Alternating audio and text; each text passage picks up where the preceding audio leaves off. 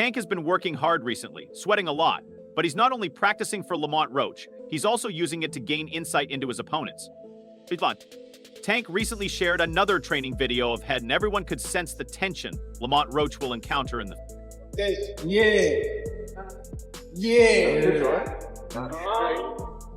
a ring. Not only that, but he also sent him a warning in the training video, and it now appears like Lamont Roach might want to work a bit harder.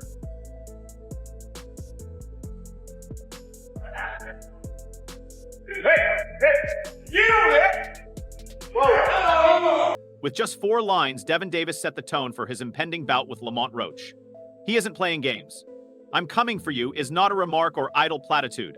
Rather, it is a direct warning from a guy who has never experienced defeat, and who has defeated almost every fighter who dared to confront him for Roach. His words are not only a challenge, they are a promise of what lies ahead. And he will be responsible for paying for it. For Roach, the words "Iggy, calm down," are like the sound of a storm rolling in. A storm that promises. And he gonna pay for it. I guarantee he pay for it. I guarantee he pay for it. I guarantee it. Calm down. And they carry the weight of a man who has dedicated his professional life to supporting every assertion, promise, and threat. Destruction. With 30 fights under his belt and 30 victories to his name, Davis is no stranger to wreaking havoc in the ring. He has repeatedly demonstrated that he is a force to be reckoned with. He not only wins, he dominates, and 28 of his triumphs have left his opponents on the ground unable to continue. And I promise you, you better lead them home. You better lead the females home. On my mother, you better lead the females home and the kids. On my mother. Yeah, now watch this. Watch this now to see footage from Davis's recent training sessions that have been making waves online. It's easy to understand why watching him work is like watching a predator in its natural habitat.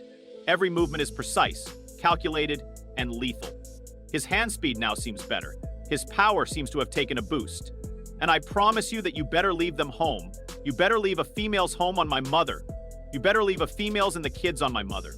You better leave a female's and the kids on my mother. I point. Another person commented, "He's just so talented that he's on another level." My whole family is from DC. My whole family, like my entire family. Don't bring them. Don't bring them. For what? Don't bring them. I'm telling you. They gonna celebrate with me. Don't bring them. It's gonna be a party on your floor. I'm gonna let y'all know something. My entire family is from Washington, D.C. I'm telling you that my entire family will be joining me in celebrating, so please don't bring them. It's going to be a celebration on your... And I'll tell you something about Davis that has people talking. Naturally a southpaw, Davis has been training in an orthodox stance and throwing punches with such ease that it's obvious he's comfortable no matter how he positions himself. As one fan noted, no one noticed that he's a natural southpaw, doing this in orthodox stance, plus the foot placement. So he's really on a different level. It's a level of versatility that sets him apart from almost every other fighter in the game. Yeah, man. I mean, it's going to go. Tank going to be losing the first 3 rounds. Then he's going to download the data. Then he going to knock this dude out in round 7 or 8. Then he going to do the backflip. Then Jim Gray's going to get in the ring, or Caleb Plants Hawaii, and say, "Who do you want next?" And Tank's going to say, "I want all those guys." And they're going to go to the press conference, and Elliot Setback's going to say, "Who do you want next?" He say, "I want all the guys." Yes, man. It's going to go like this. Tank will lose the first 3 rounds. Then he will download the data, knock this guy out in round 7 or 8, then do the backflip. Jim Gray will then enter the ring, or Caleb will plant a wife and ask, "Who do you want next?"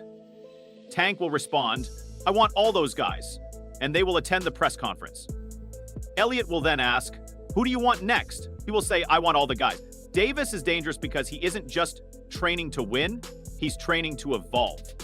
Every battle, practice. So when they start talking, when the people who I fight, when they start talking, that's when y'all get dumb. I'm gonna beat his ass. He can't do shit with. Looking for ways to improve, despite the existence of critics. Although his 2024 career was quieter than fans would have preferred, Davis's career is already legendary. In that one bout, he faced the brilliant and tenacious Frank Martin, and he demonstrated to the world why he is regarded as one of the best. I'm gonna pass his ass when the people I fight with start talking. That's when you guys get him. The knockout in the 9th round was legendary. Davis is patient, is cunning, and destructive. Then there was the bout that solidified Davis's reputation as a superstar.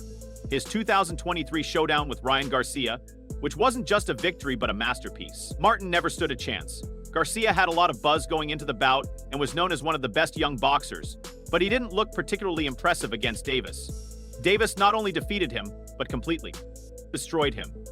It was the sort of performance that makes it clear who is the superior fighter, despite all of his accomplishments. Achievement Davis has publicly said that he intends to retire at the end of 2025, a choice that has left both fans and commentators perplexed. Davis appears to be at odds with his own career. I say ninth round. What? I say ninth round. You said 9? Yeah. What's your response to that, Lamont? Look, he got scared. Look. He looked at night. Why would a man at the top of his game quit playing sports? Davis possesses his causes. He stated in a recent interview that, "I'm going through a lot, have been betrayed, and that it truly made me want to give up on the limelight that everyone seeks by chasing an image in front of the camera. I don't want to be a part of that." Why was it so easy when he fought Frank Martin? Frank Martin was inexperienced and nervous. You know, it is what it is. It's going to be a different fight when I'm in there. He's going to be a different fighter when he's fighting me. What's your game plan for the fight? Whoop his ass. I'm always looking for a knockout. No matter what, I'm always prepared for 12 rounds. But I'm always looking for a knockout, and if I get the chance, I'm going to try to knock his head off. I say FR and you say frown. And yeah, what's your reaction to that, Lamont? Look, Davis said. You're always being judged. You always have to live for someone else, and you've got to be perfect, and nobody's perfect. However, before he hangs up his gloves, Davis has some unfinished business to take care of, starting with Lamont Roach. Roach is no pushover, but let's not fool ourselves. He's stepping into the ring with a man who's on a completely different level. Why did he have such an easy time fighting Frank Martin? When I'm in there, he's going to be a different fighter, and when he's fighting me, what's his ass? I'm always looking for a knockout, and no matter what, I'm always prepared for 12 rounds, but I'm always looking for a knockout, and if I get the chance, I'm going to try to knock his head off for Davis. Frank Martin was, nervous and inexperienced. Roach sees it as a statement and an opportunity to remind everyone why he is the most feared boxer in the world.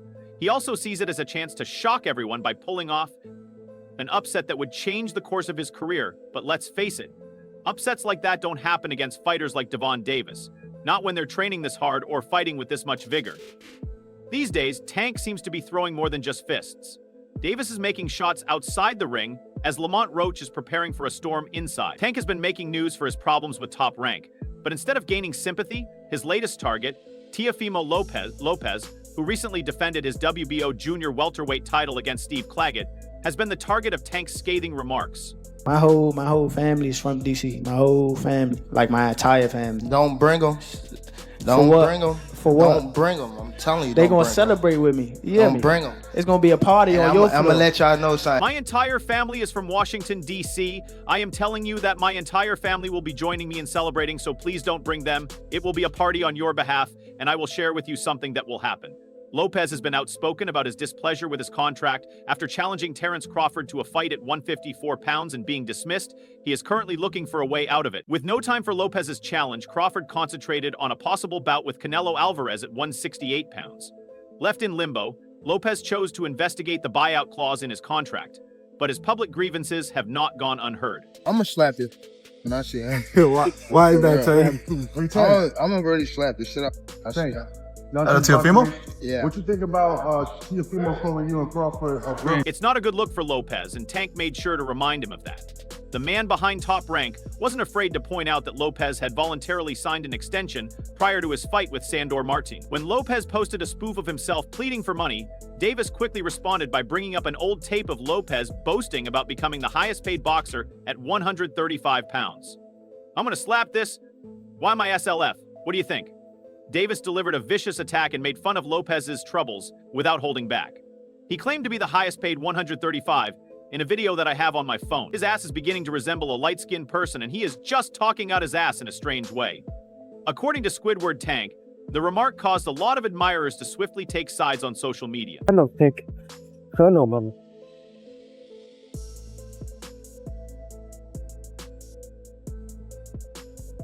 Phil, is that you? Yeah. I got you, champ. Huh. Also, I've got you covered, champ. Could you sign while Lopez takes care of his contract issues? I know T and I know MPH. Davis has his own detractors. He has been accused of picking on opponents despite his perfect record and deadly power tank. Critics claim that Davis hasn't faced the hardest obstacles available to him, and his following fight against Lamont was marred by controversy. His biggest victory came against Ryan Garcia, who was drained to 136 pounds and had a strict 10-pound rehydration limit. Not much has been done by Roach to quiet such voices.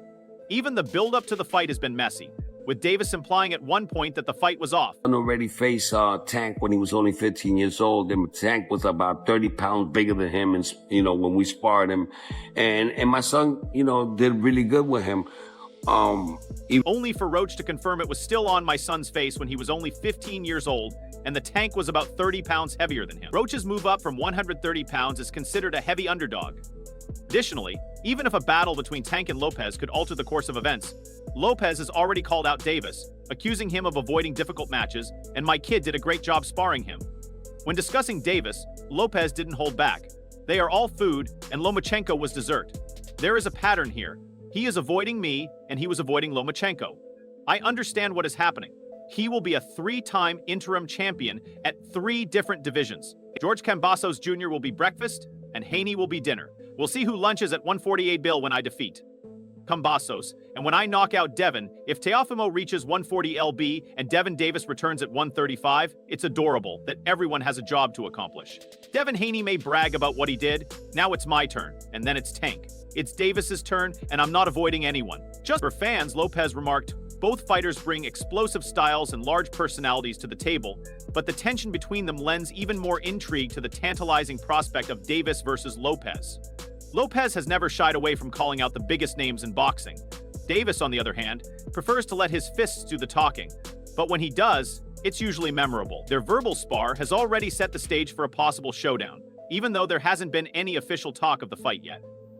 Even if Davis wants to fight Lopez, the financial side of the sport might make it impossible due to Lopez's ongoing contract dispute with Top Rank. Oh man, that's the right picture. Tail versus Tank.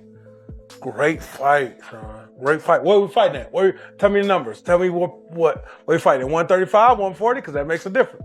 Listen, you got to go to the king. That's the king behind me. Stylistically, they're the same fighter. The makeup is a little different. The size is a little different. But their boxing style, the way that they fight, is the exact